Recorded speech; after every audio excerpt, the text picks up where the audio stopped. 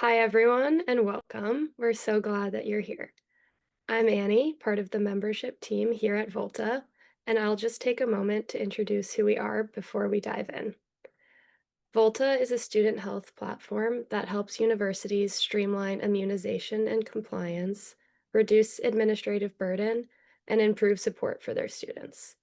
We work with schools across the country to make health requirements easier for staff and for students. Wellfleet Student, a Berkshire Hathaway company, specializes in health insurance plans designed exclusively for the higher education market.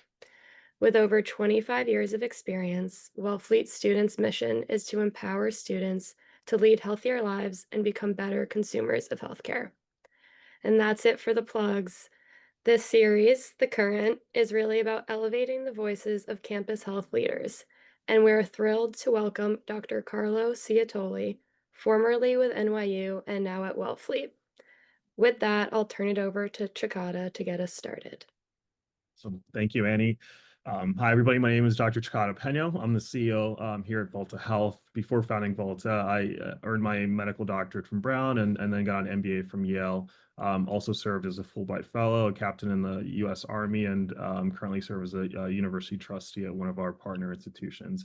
But if you're joining for the first time, we're really thrilled to have you here. While Volta sponsors this forum, make no mistake, this space belongs to you and not us as a company. Every month, hundreds of decision makers across the country tune in because of the fundamental understanding that we're stronger together. Yes, every institution has its own unique culture, its own challenges, its own stories, but as the old saying goes, once you've seen one school, you've seen one school. What we've discovered, though, is while these contexts may differ, the challenges faced are remarkably similar.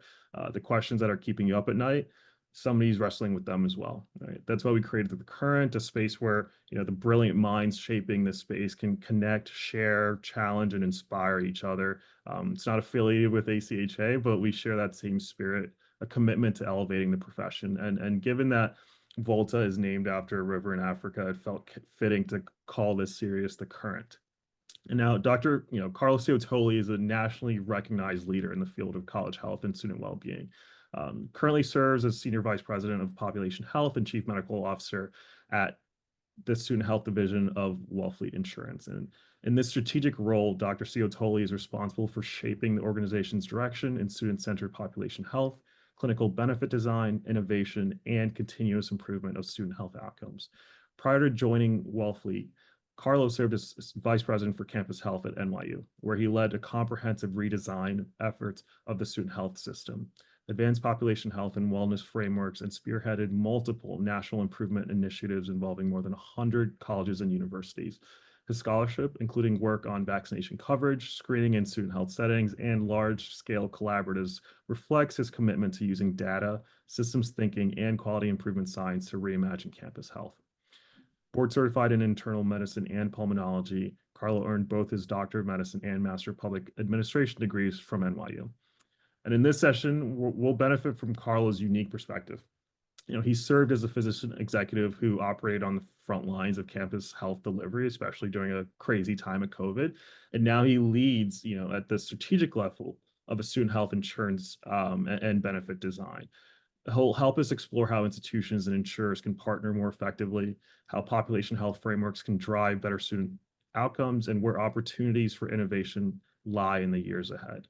So with that, please join me in welcoming Dr. Ciotoli and Carlo. If you could go off mute, and we're excited to have you here. Well, thank you so much for the invitation and for everyone who joined. Really appreciate it, and I'm super excited to be here. Yeah. So we've got, quite a bunch that we would love to delve into.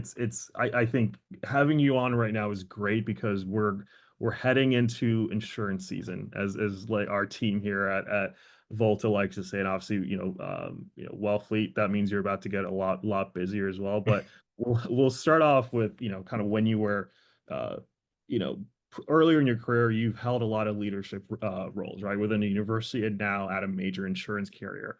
From your perspective, how has this shift shaped your view of student health as a whole? Yeah, I don't know that it has dramatically shifted it, but I think probably validated a lot of what I have always known about student health and perhaps through a slightly different lens. And probably the first being just it is a unique field. I think all of us in college health like to think it's unique, but I think, for those of us who have been in it for a while, when you work in healthcare within an institution whose primary mission isn't healthcare, there are certain things that you have to think about perhaps a little bit differently. Your ultimate goal is supporting students' learning and success. At NYU, we really molded our mission statement around that, which was to enhance the health and well-being of the NYU students in support of their learning and success. So there are certain nuances about how you're supporting students, really with an eye towards that academic mission and overall student success. Certainly that was something that, even as I've gotten to Wellfleet, I think continues to be sort of hammered home that there is a somewhat unique aspect to the work that we do. Certainly, the nature of the partnerships and the relationships as important drivers of student outcomes, I think, has become even more critical as you think about the ecosystem in which we operate. The breadth of it, I think, to me is staggering when you think about the things that actually potentially drive student health and well-being outcomes. That probably really hit me when I was at NYU during COVID, where we got involved in almost every single aspect of university operation and realized everything potentially has an impact, on sort of the COVID pandemic and, sort of risk.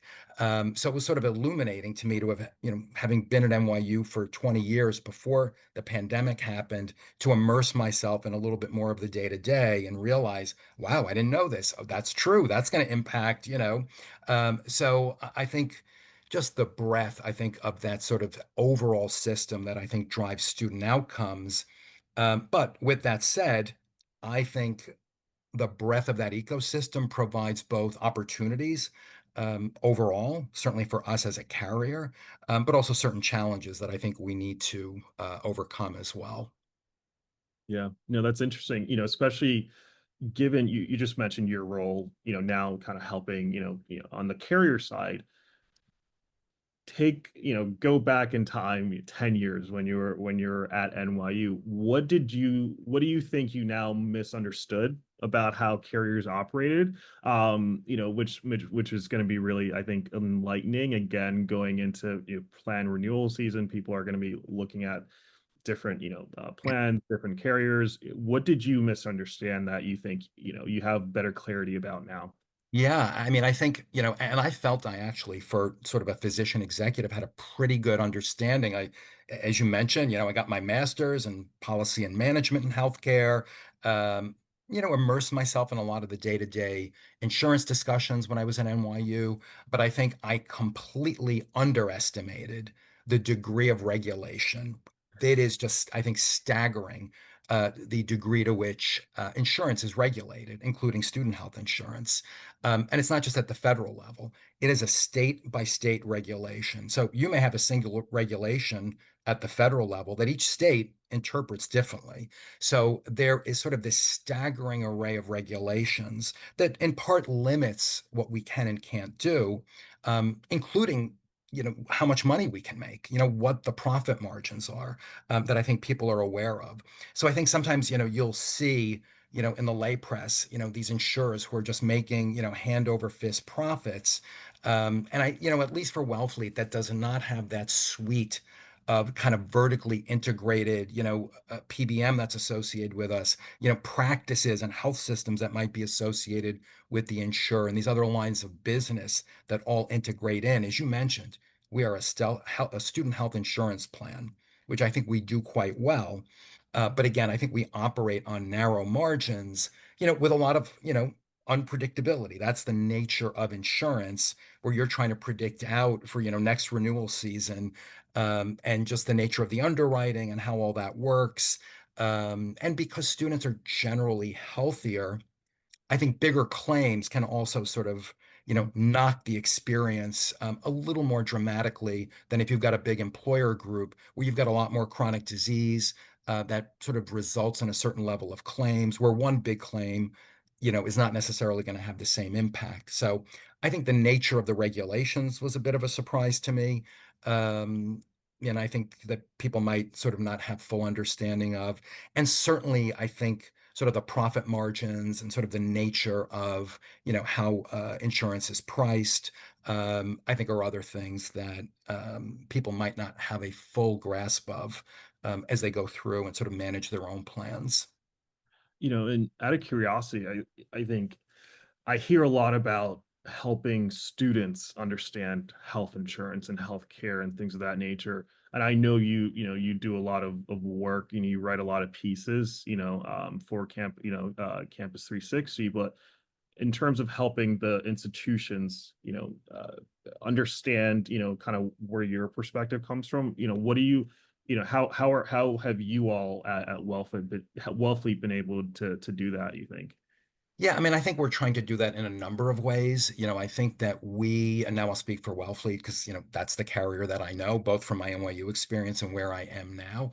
I think what we are trying to do is really develop that partnership in a way that creates, true win-win-win scenarios. Like the students are getting good care so that they can be successful.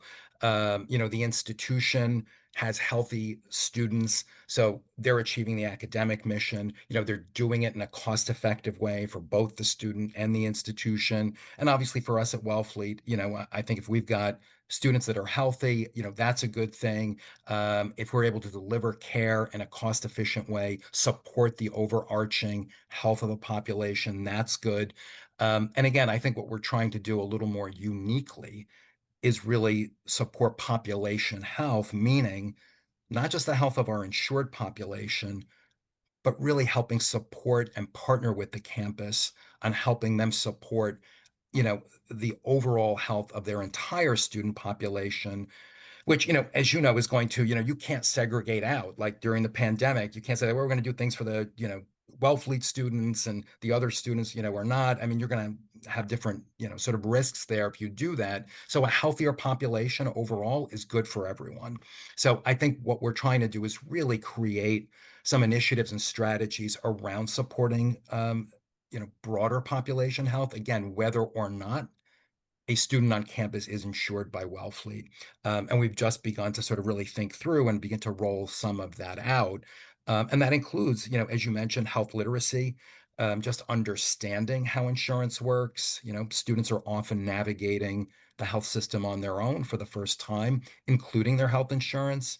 So certainly Wellfleet's done some work around that, really partnering with institutions to help promote programs and services that students have access to that they might not know, helping them navigate the healthcare system, all in the name, I think, of providing the best care possible at the greatest value. So again, you end up with an overall healthy student population.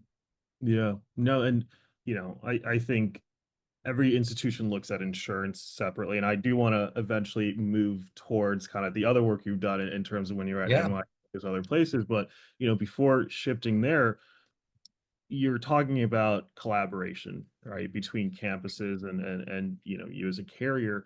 Where do you think that the biggest opportunity is, for that collaboration? Yeah, I mean, I think one, and there are multiple, but I'll mention one, I think is around sharing and helping analyze data. I think, we sit, in higher ed on a lot of data. And what's interesting, and again, one of the unique aspects of college health, in the quote unquote real world, claims data tends to be the be all and end all about utilization, quality. That's how most of the national metrics for health are measured. In college health, we have this sort of variety, this sort of hybrid approach to service delivery, where some services on campus are billed, some aren't billed. We use third-party vendors, let's say for telehealth, where we're paying a flat fee. So we're not doing it on a sort of per visit basis. So now you've got three data sets that you're trying to merge where you're really trying to get a handle on, how much utilization is there? How severe are our cases? Are people using services? Are they not? So as you try to sort of think through, how do we help support schools to better understand their populations? I think data does become a bigger part of it. And then taking that data, and as you alluded to earlier, how do you then drive some change from that data using, again, sort of, systems-based approaches, quality improvement, and other things. So, off the bat, I think data and helping analyze data is one area that I know that we are looking to really help support schools around. Yeah, no, and it's interesting you say that because our first guest here was Jim Jacobs of Stanford. And that's the exact same thing he also said, right? He said he wants the data. He wants to see it. He wants to be able to kind of, really look at things and evaluate how to help take his his center at Stanford, moving in a good direction, right? And obviously I know you all, just recently picked up Stanford, so congrats on that. But when you get this data, you mentioned being able to actually act on it.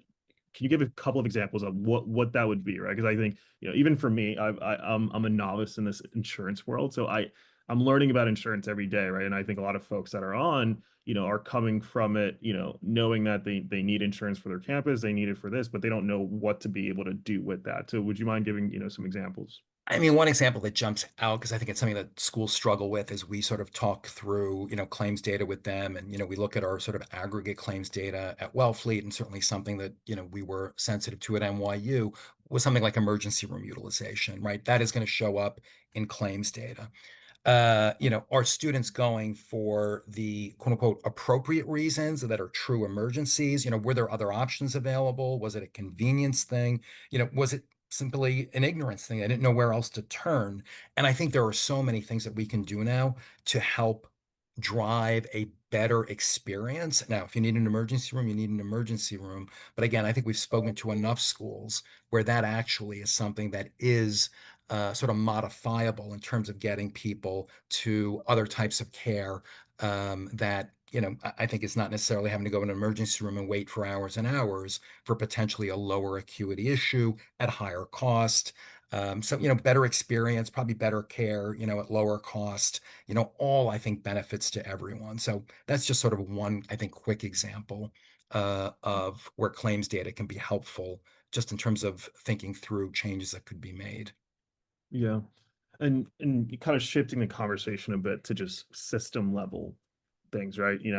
Jim and our last, guest, Rich Keeling, both mentioned we're at a really interesting point in campus health, right? In which, from whether it's financially or from a regulatory landscape, things need to be changed.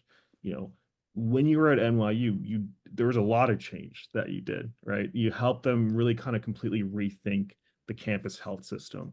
What prompted that overhaul, right? And I guess not only what prompted it, but for others that are, in the audience, when do they know when is the time to be able, to kind of start doing that? Yeah, and I'll speak not just on behalf of NYU, but I think sort of more broadly, because I think I've seen this happen, um, and frankly, not even just in higher ed or college health, but I think we see this, pretty much everywhere, in all sorts of sectors. It's often a crisis that drives the real substantial change, whether that's a pandemic. And I think what did we see during the pandemic? People quickly shifted to telehealth, which has now become sort of mainstream, as people were trying to manage, sort of a mental health crisis, whether that just meant increased demand or, student deaths on campus. Again, we began to see shifts. Certainly if you think about, from the IT side, if someone has a data security breach, well, suddenly a whole host of new measures go into effect to kind of lock things down more. So, and it's a bit of a double-edged sword. On one hand, a crisis helps drive, I think, leadership engagement and sort of mandates. I think on the other hand, as we delve deeper into this conversation about systems-based approaches, those are often time-sensitive interventions that you need to take. where the very first thing you want to do it right is really understand the current system. And often in a crisis, you don't have time to do that. So you are implementing things that, perhaps stem the tide of the crisis, but may or may not be the best long-term solutions to the issues that had come up. So, I think fortunately, unfortunately, it's often crisis that drives it. Otherwise, I think, schools are often managing that resistance to change at different levels. And we talked about sort of the breadth of that ecosystem that drives health outcomes, health and well-being outcomes. So you're often trying to sway the opinions of multiple stakeholders on campus. That can be challenging. So I think, when we were lucky at NYU, we had a lot of leadership support, even during non-crisis times for health and well-being. But I think if you've got a time when your leadership sees the value of it, maybe it was coming out of COVID, whenever it was, I think that's the opportunity to jump on that, sort of leadership buy-in, and try to make some of those changes that you're looking to make. Yeah, it's that's funny because I was talking to University Point Loma in San Diego, I think last week, and they have a very robust center.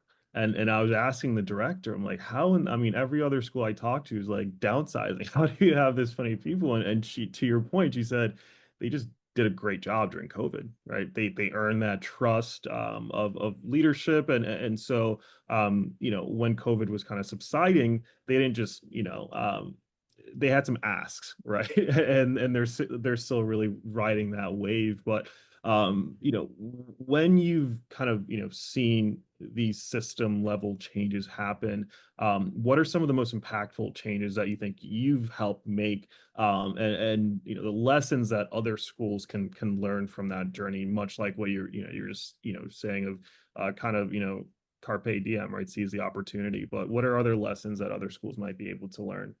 Yeah, I mean, I think the two or three that stick out for me, very early in my tenure, when I got to NYU, we made a major shift in our sort of billing, insurance financial model, where the old model was if you had the student health insurance plan, basically the entire health center was like your HMO and you didn't get billed for anything except for pharmacy. But if you didn't, it was effectively out of network fee for service, which meant you could get a big bill for coming in for something as simple as a sore throat.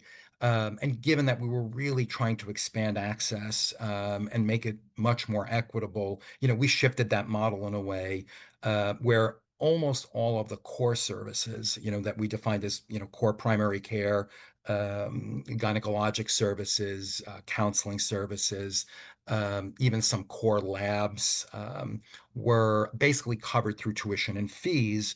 And then we build for other services, specialty services, physical therapy, and things like that. And we saw a huge jump within the first year or two of shifting that model, where we nearly doubled the number of unique visitors we had at the student health center. So, that was a really, I think, impactful change that we made early. That I think we were all sort of, quite happy about. As part of that, we merged our medical and counseling services together. And I think, there were some bumps in the road, but I think, again, to the benefit of the students and frankly the staff, it became a more student-centric way of sort of managing our students on campus. And I think for me, some of the lessons were really about less the change, and certainly some of this is driven by some of the sort of national sort of collaborative work, but really about the way we make change. As you mentioned, really being data driven, action oriented, ensuring that you're using some sort of framework to make those changes. So you're maximizing the likelihood of success and minimizing risk. There's a whole host of quality improvement methodologies that exist out there. Certainly, like, I embrace that old adage, if you want to go faster, go alone, but if you want to go further, go as a team. And really the power of sort of collaborative work, having started with improvement collaboratives or these time limited improvement collaboratives around depression care and increasing immunization rates, and really migrating the model to more of a learning network. where we're really trying to support general well-being on campus, I think also is another sort of lesson learned, that there's a lot of power in doing work together. And then finally, and I'm certainly not the first, and I won't be the last to mention this, everyone mentions it, and I think we all fail at this, communicate, communicate, communicate. If you think you've done it, do it again. Because I think whenever you're making change, someone feels like they were left out of the process, wasn't aware of it. So just that broad engagement of, the people at the front lines, the ones that are going to be impacted, the students, are really not nice to haves in the process, but really absolutely critical parts of the change making process. Yeah. And I'll kind of, dive in a bit more to that. You mentioned merging kind of counseling and student health, right? And as we, as I've talked to a lot of institutions across the country, I think a lot more are adopting that, which I think makes sense, right? On, just fundamentally, but when a university is, wanting to modernize their system, where do you start? Do you start with, combining, those kind of two humongous, systems into one, and they, all have their different ways of doing things. They have their different people. They might even have different EHRs. Where do you think folks should really start when they're thinking about this? Yeah. And when you say modernizing, to me, that means, sort of how should they think about improving? And, I think one of the things that I've seen happen, and this gets back a little bit to sort of the sort of crisis mentality, if we're trying to respond, let's say, to the increased demand for mental health services, we often put resources at sort of the most downstream part of the process. We add more clinical staff, whether that's in the form of, counselors, physicians, nurses, as opposed to taking a step back and saying, where in the system could we benefit from having more resources? And maybe that's in data and being able to pull and analyze our own data. Maybe that's in the form of other supports, it's care management and coordination of care. I think we often leap for a host of different reasons, because there's some practicality to it. There's, I think pressure to address an immediate need. But I think at times we do need to step back and again, look at that system holistically and see where within the system, where are we going to get the greatest bang for the buck? Where's the greatest sort of lever, the most impactful lever that we can pull to sort of, in a population level way, um, get better outcomes. Yeah. And when you're doing that work, from the kind of the various scenarios that you've seen throughout your career, what's really surprised you the most when you are redesigning these systems? I don't know if it surprised me the most, but it does seem to happen over and over again, which is I think we all succumb to that sort of illness that I'll call solutionitis, where in good faith, people just want to give, here's what we need to do. And, again, that old adage of, if everyone's got a hammer, then, the problem is a nail. And again, I think before we come up with the solutions, there is this need to step back and again, fully examine the system. There's an old adage in quality improvement work, which I don't know who it's attributed to. I think there's some debate, but every system is perfectly designed to get the results it gets. Meaning, if you're getting results you're not happy with, then it is the system that is driving those results. And you need to take a deep dive into the system itself and figure out, what is it in that system that's driving those outcomes that you're unhappy with. And again, that's not glamorous work, and again, one of the reasons I think we jump to solutions, leadership what's the answer, like we need to know what's that shiny thing that we're going to put out there that everyone can see we're doing something about this. And looking at your systems takes time. As I said, you need to talk to people, you need to look at the data, you need to talk to those that are being impacted by the system and not having the outcomes you want, the students.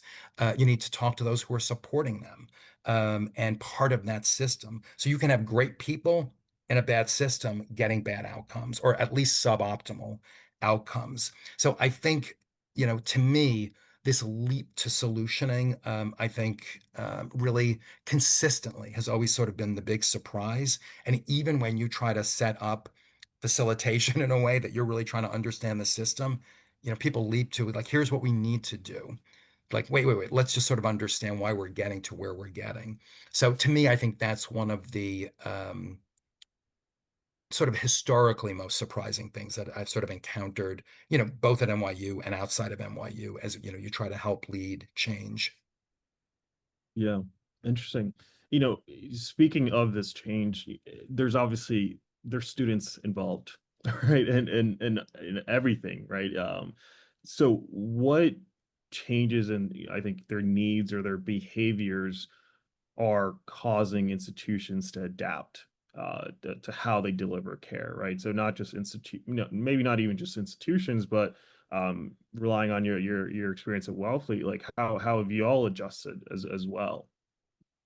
Yeah, I mean, I think, what have we seen, change with students over the years? One, I think students come to school, there's probably more students who have more need than ever before. On the plus side, I think, and this is part of, I think good work that's been done sort of nationally, but certainly within college health, the encouragement of help-seeking behavior. So I think people are, particularly around mental health, so people are now more willing to seek care if they feel they need it. So that's a good thing. Although that's potentially, I think driven some of the challenges with meeting Right. that need, at least within counseling centers. I think the other big shift that we would all agree on is, students just utilization and reliance on technology. Anyone Mm. who has kids, knows it is almost impossible to wedge their phones out of their hands. Now, that also, poses some risk. I think we've read about the risks of social media and sort of time on screens, but it does provide opportunities where I think that if we can continue to do some research, continue to refine some of those digital tools, I think there is some upside opportunity moving forward. Yeah. I'm not going to mention the school, but I remember talking to a medical director earlier this year. And they've been in their position for 6 years, right? And they said that when they arrived, I think 18% of students were coming to the institution with chronic conditions, right? And chronic conditions can be, anything from, mental health or IBS or anything like that. Today, that number is 28. Right. And that, that's in within 6 years. That's, such an incredible, upswing. Is that kind of what you've seen, I think, throughout, campuses and then, would love to start asking some, the population health impacts of that as well. Yeah, I mean, I think, we certainly have seen that in some of the claims data that we've trended, where, you're seeing increase utilization of mental health services. I think, if you think about the college population, the sort of broad category of chronic disease that really impacts our population is in mental health. It's not heart disease, it's not lung disease. It really is more, not that we don't have some of the more chronic medical diseases, but again, I think it pales in comparison to mental health. So I think mental health is the driver of that sort of rise in chronic disease, if you will. And again, I think that's reflected in the trends in our claims data as well. Yeah. And kind of shifting towards the population health, side of things, right? That's a lot of your work at Wellfleet and certainly before Wellfleet was focused on population health.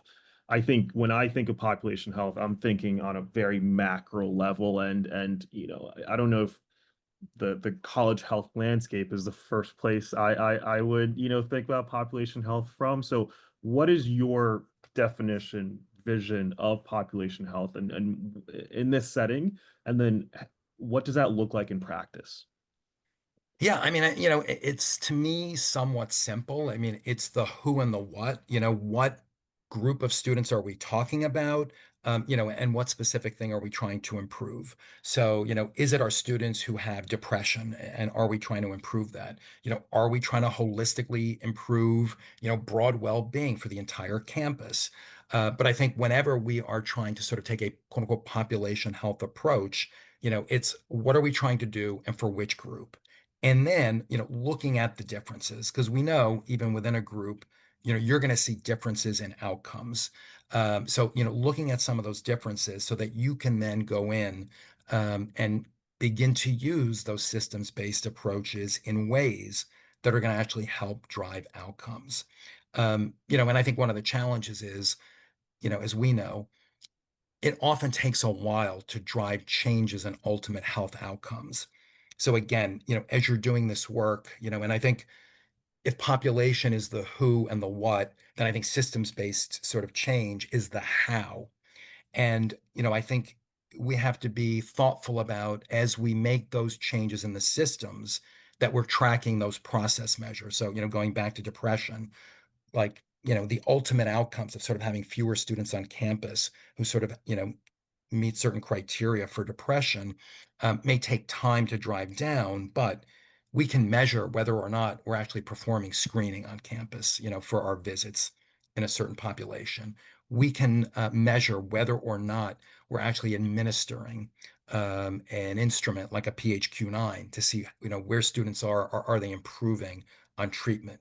Are students, engaging in self-management? Same with immunization.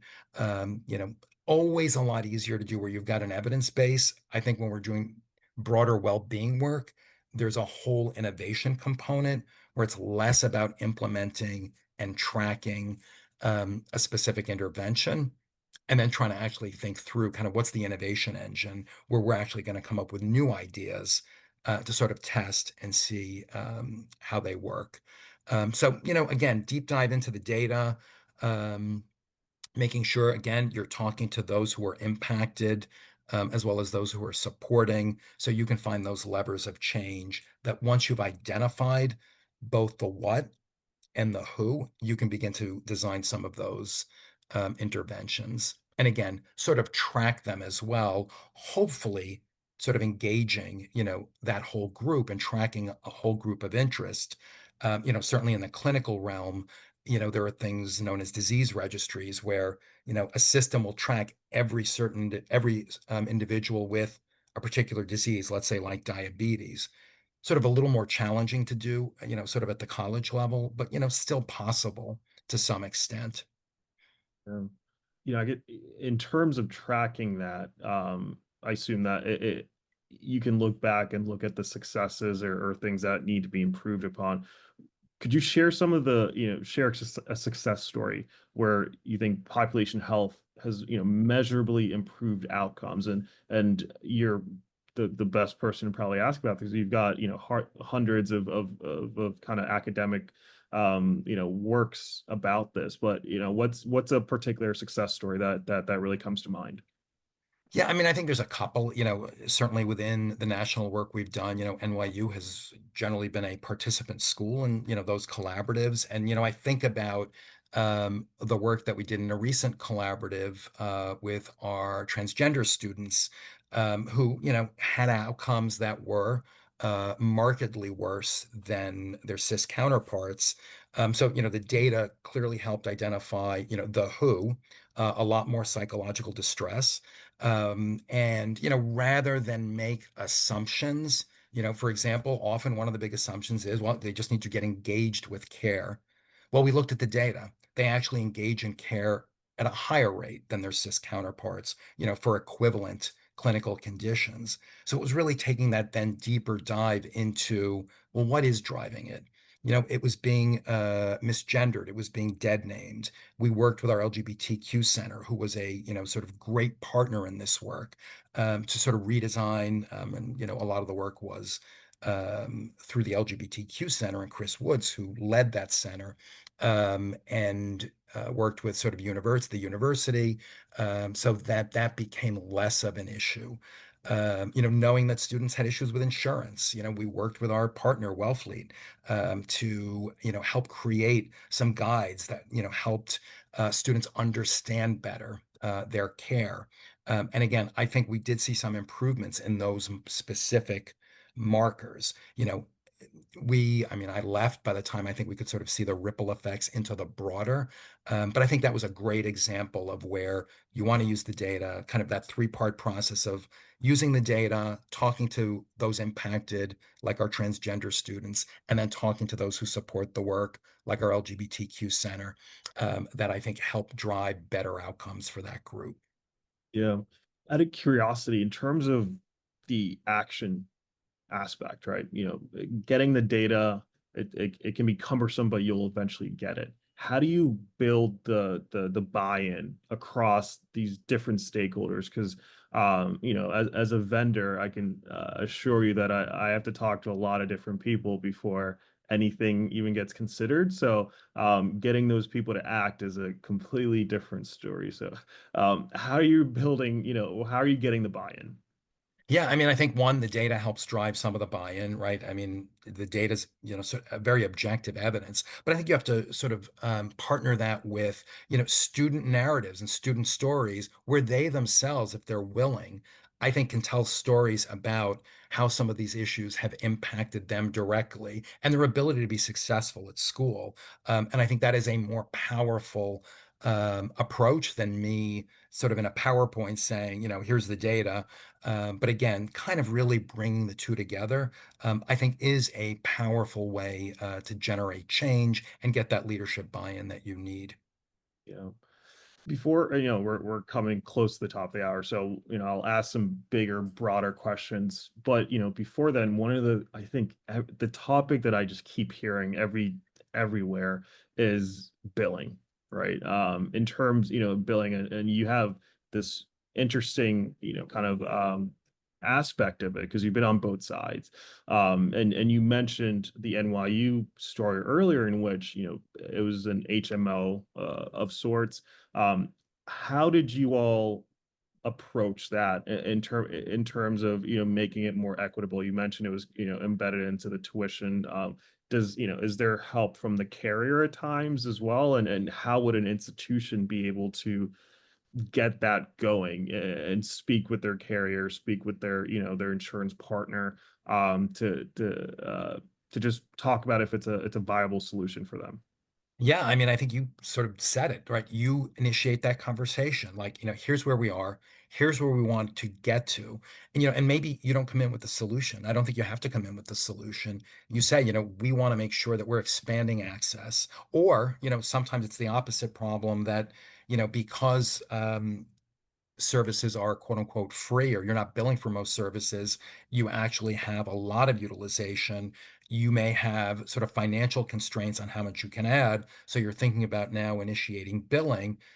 Certainly, that's a conversation to have with the carrier. What would that look like in terms of increased premiums? Maybe it's not going to be increased because if they're coming here, can we bill less than if they were going outside? Can we manage things more efficiently? Again, going back to where we started, can we have conversations about things that we can do at the population level that just makes the campus healthier that maybe doesn't cost much at all? So again, I think there's a holistic, whereas I think we're talking about a very specific, like, oh, a school wants to bill, like, what's that conversation?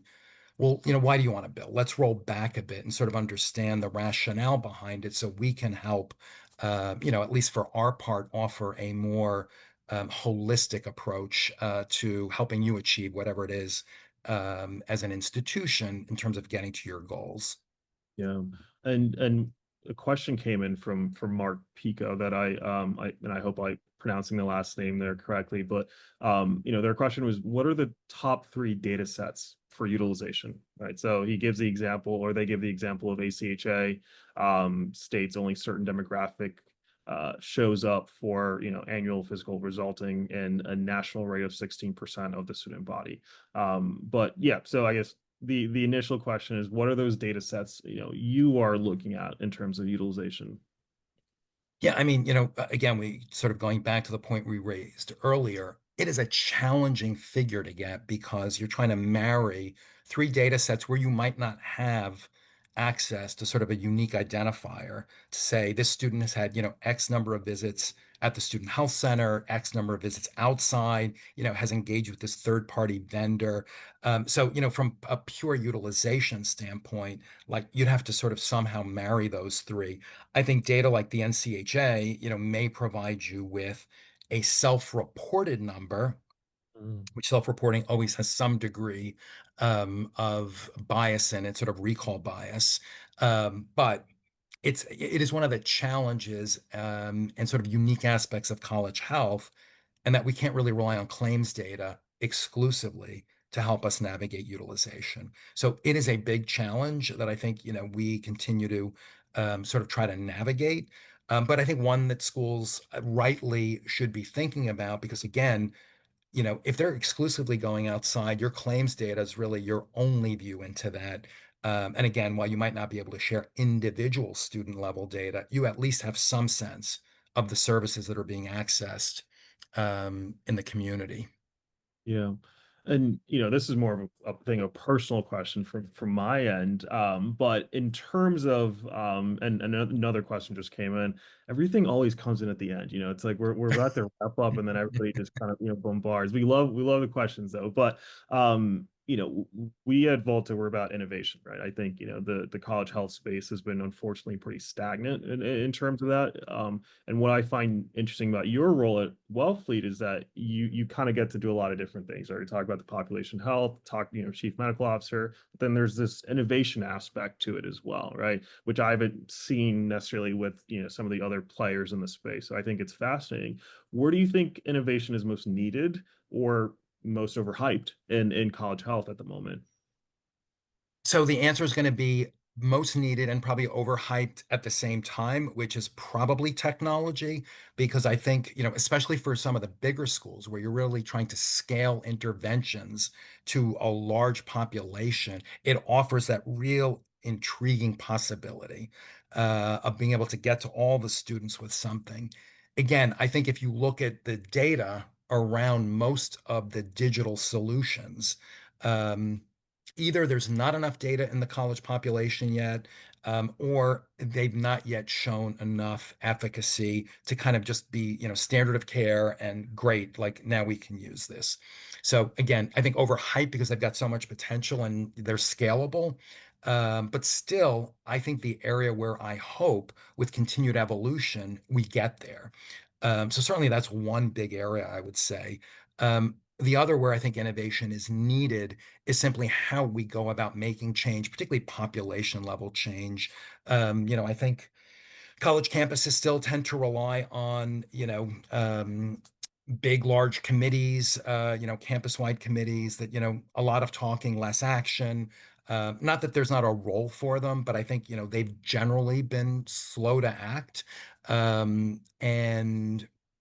also, and again, I get why this happens. You'll often roll out a program, again, campus-wide, kind of single solution for all, rather than really sort of a portfolio of different initiatives, perhaps targeted again to certain populations with specific needs that perhaps will be more responsive, both to state, changing sort of environmental factors, changing to student needs.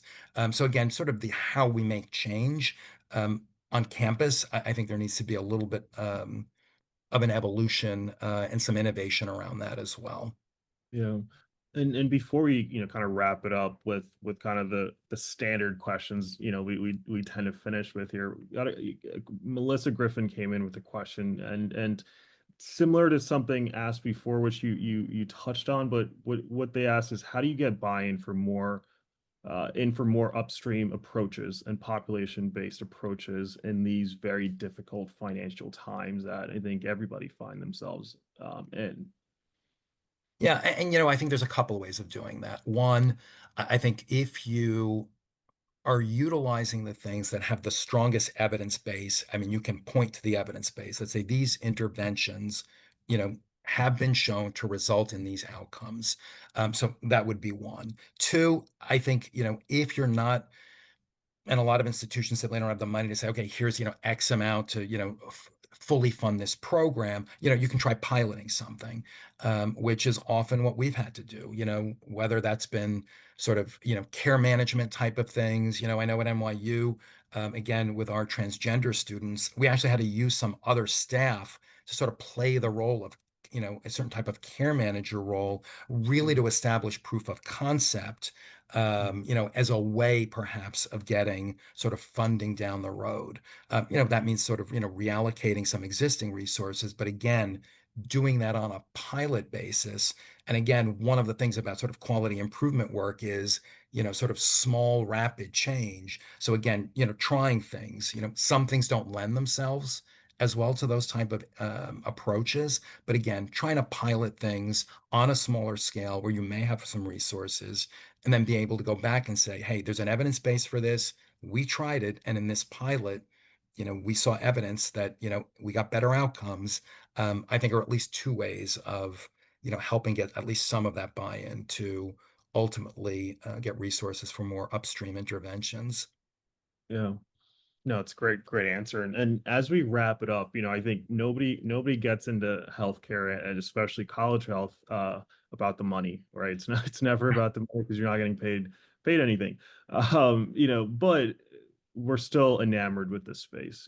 From your perspective, what gives you hope about the future of student health?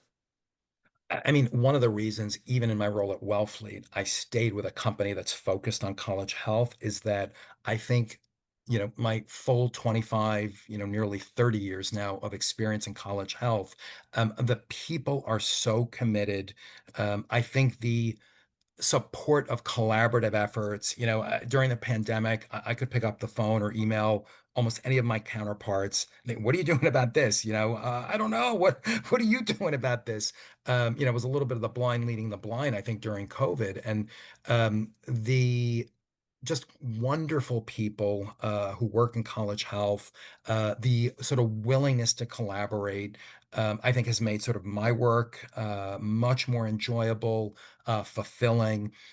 So, I think that, and we're seeing some, positive trends in some areas, around mental health the last couple of years. So kind of coming down from some, COVID sort of plateaus, I think, of um, mental health outcomes. So, I think the trends are there. The people have always been there and continue to be just great colleagues throughout the field. So, I think that always gives hope when you've got the right people doing the work. Yeah. And this is it's the Rich Keeling question because this is a question that he asked, a while ago, and I keep asking because I think it's fantastic, right? So you have a magic wand and you could change one thing across, this higher ed or higher health systems. What would it be? And I guess the why from your perspective. Yeah, I mean, I think, just it almost synopsizes sort of what we've been talking about for the last 45 minutes is that sort of everyone on campus, and particularly I think the leaders on campuses, really become true system thinkers and really can sort of embrace that, so that we get to the root causes. We sort of put the right infrastructures in place. We've got the right sort of capability and capacity in the right places, getting back to the question about upstream, sort of support to do this systems-based work, that people have the patience to sort of, put the systems in place and then wait for the outcomes. Again, we often don't have the patience for different reasons, but if we could get everybody on board, with committing to these systems-based approaches, I think we would have better outcomes and more sustainable outcomes over time. Yeah. And then, last question. A lot of people trip into this space, right? I certainly did. I was in school for way too long and I still didn't know that college health existed. Somebody that just tripped into the space and they're new in their role, right? Let's say a director of a health service. What advice would you give them, right? Having seen so many different sides of this. Yeah, and this is probably not unique advice. Maybe the last piece will be a little unique, but um, if you're coming in, especially if you're new coming into this, I think the temptation is to want to put your imprint on, like, okay, I'm in this role and I'm going to do something good, but really taking the time to listen. In college health, there's a lot of people who've been at this for a while. So, just reaching out, listening to your staff, to the students, to colleagues, there's just so much to be learned from all levels of the organization and all disciplines. So again, taking the time to sort of be patient, listen, so that you have a real understanding of college health, but also the uniqueness of your own campus and the culture on your campus around a lot of different issues. So, being patient and really spending time to listen before, unless, again, you've got a mandate or a crisis where you've been brought in to do something, but otherwise, really being patient and listening, I think sort of 1A and 1B. And then the second piece, which I think anyone who has worked with me, either at NYU, at Wellfleet, or in our national collaboratives know it's hard work. It can be a grind at sometimes, but I have always tried to make sure that we had fun doing the work, whether that was bringing Mr. Potato Head and paper airplanes into the conversation about quality improvement, string and bananas into measurement conversations, Jenga. We always, I think, try to have fun in doing the work because it is hard, it is challenging, but hopefully it keeps us a little humble so that we don't take ourselves too seriously and sort of maintain that energy keeping at this. Well, Volta, we're hopefully going to be working with Wellfleet on a couple of things coming up, and if I don't see a Mr. Potato Head in a meeting, I'm going to be pretty upset. So, Well, you're going to have to actually well, then go through the exercise. If you want to play with Mr. Potato Head, you're going to have to learn quality improvement then. wonderful. Well, Carlo, really appreciate the time. I think you've got just a really unique perspective on this space, and I think it's really apropos in terms of the timing, right? In terms of kind of heading into this insurance renewal season. So, just want to thank you on behalf of us here at Volta, but then everybody else that tuned in. And just want to make sure if you have any last words to mention to the Yeah, audience. just a huge thanks to you and everyone who did, to Volta and to everyone who did come and listen in. I'm super appreciative. And again, hopefully we'll have opportunity to talk to many of my colleagues that were on the call in the near future. Absolutely. Well, that's it for us, but thank you everybody. And again, Carla, thank you so much. And we'll be seeing you all in the new year. I know once November and December hit, everybody's on hiatus in college health. So we're not gonna try to force people to tune into somebody else. But thank you again, and we'll see you in the new year.